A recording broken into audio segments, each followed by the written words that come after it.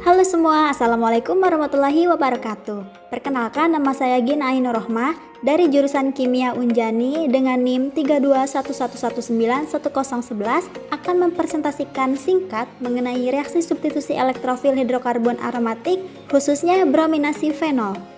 Topik utama di presentasi kali ini adalah step by step cara praktikum brominasi fenol. Namun sebelum itu, kita cari tahu dulu yuk, apa sih fenol itu?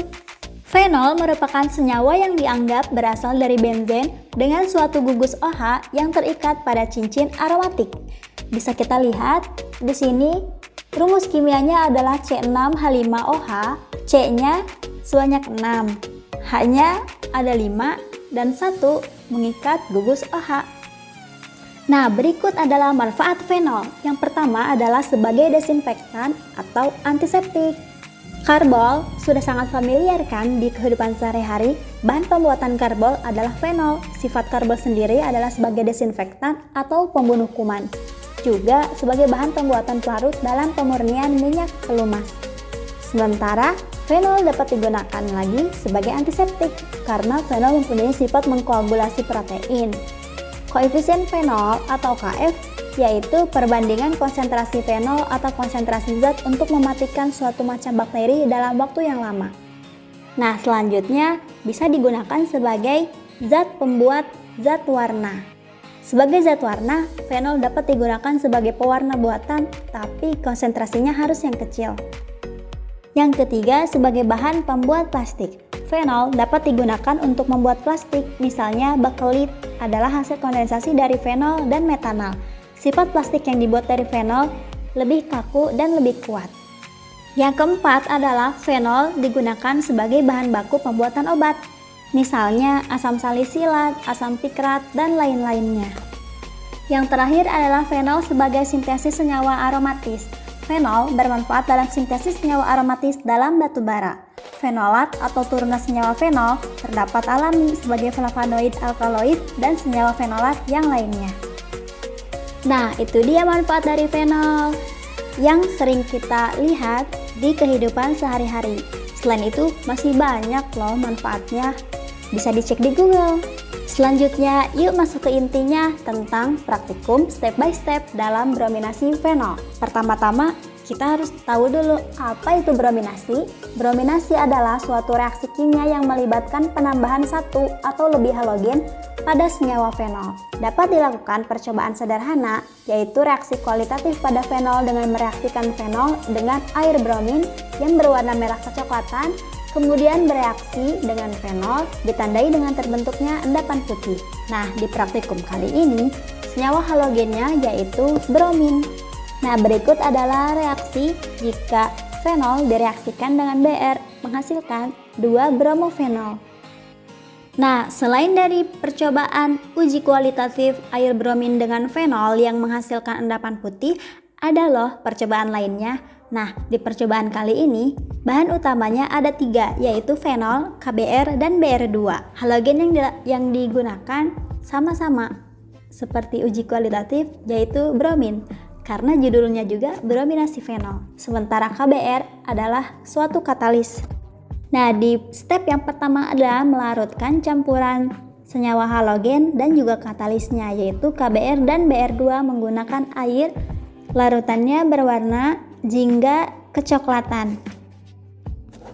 Step kedua adalah melarutkan suatu fenol dengan metanol. Kenapa menggunakan metanol? Karena fenol tidak larut dalam air atau non-polar. Langkah ketiga adalah mencampurkan larutan fenol dengan senyawa halogen dan katalis tadi secara perlahan. Diaduk secara merata. Kemudian ditambahkan aqueous dingin untuk membantu pembentukan kristal. Kristal yang terbentuk berwarna kuning. Setelah kristal terbentuk, kristal tersebut harus dipisahkan dengan cara proses penyaringan untuk memisahkan kristal dan filtratnya. Yang akan kita ambil adalah kristalnya. Setelah kristalnya diambil, kristal tersebut dikeringkan. Bisa menggunakan hair dryer. Langkah selanjutnya, kristal yang telah didapatkan, kita lakukan rekristalisasi dengan prinsip untuk mendapatkan kristal yang murni. yang bebas dari pengotornya dengan perbedaan kelarutan. Nah, kristal tersebut nantinya dilarutkan kembali menggunakan metanol yang panas dan disaring kembali untuk mendapatkan filtratnya. Setelah didapatkan filtrat dari hasil penyaringan, filtrat tersebut ditutup menggunakan aluminium foil karena di dalamnya terdapat senyawa metanol yang dapat menguap, dan proses pendinginan ini untuk membantu pembentukan kristal kembali. Nah, pembentukan kristal dibantu oleh penambahan aqueous dingin agar mendapatkan bentuk kristal yang sempurna.